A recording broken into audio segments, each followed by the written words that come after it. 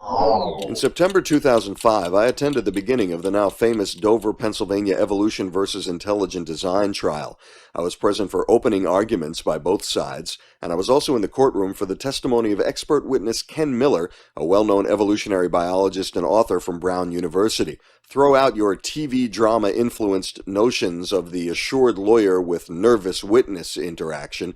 Miller easily parried every attack by the lawyer for the intelligent design side.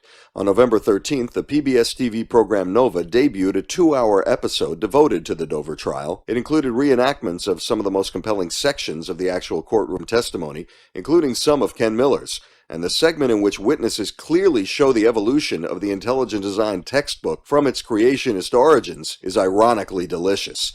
The Nova show is repeated numerous times this week. It'll also be available in its entirety at pbs.org/nova/ID starting November 16th.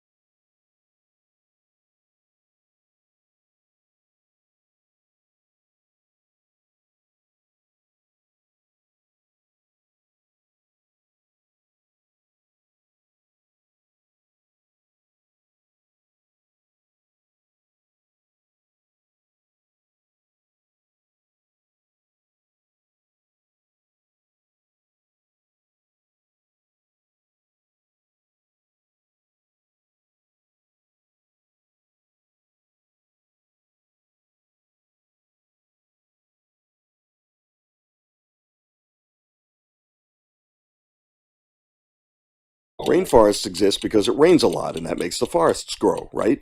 Well, not so fast. What if it's not the rain that makes the forests? What if it's the forests that actually generate the rain? That's the contention of a paper in Bioscience magazine called How Forests Attract Rain.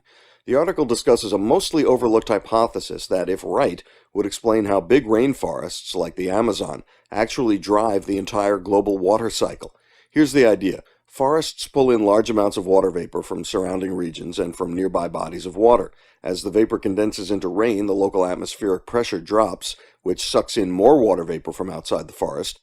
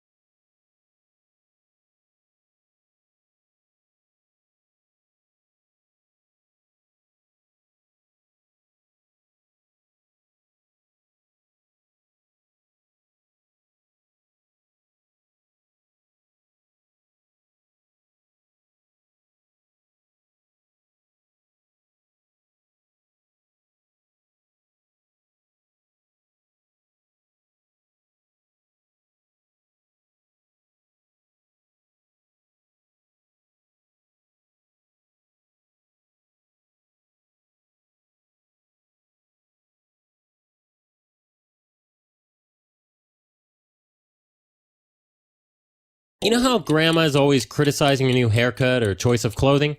Well, it might not hurt to listen, because old folks who can't hold their tongues may give the best advice. That's according to a study in the Journal of Experimental Social Psychology. Researchers recruited 19 undergrads and 32 adults in their 60s and 70s.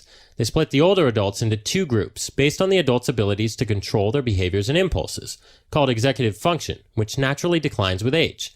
Then the researchers showed all three groups a photo of a visibly obese teen, along with a list of her complaints, like trouble sleeping and lack of energy, symptoms associated with childhood obesity. What advice could they offer this girl? Well, only half of the higher functioning adults and a third of the college kids brought up the girl's weight as the possible source of her problems. But 80% of the adults with cognitive declines mentioned weight. They also gave twice as many helpful tips, like more exercise, a better diet, and delivered them with more empathy. So next time you need advice, try grandma or grandpa, but be prepared for brutal honesty.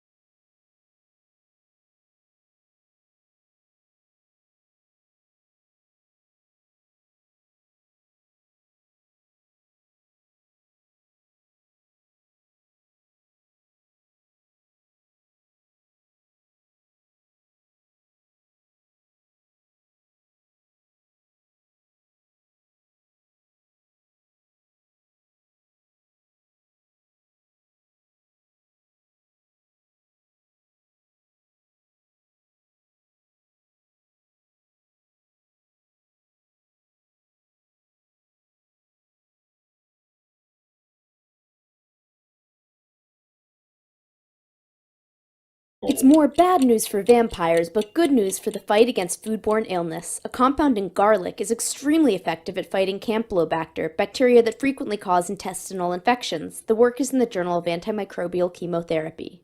Campylobacter causes problems in part because its cells produce a slime that holds them together in a biofilm. This biofilm sticks to food and food preparation surfaces, helping contamination spread. And it protects the bacteria from antibiotics. Researchers tried treating Campylobacter jejuni with 2 common antibiotics as well as with thialyl sulfide, the compound derived from garlic.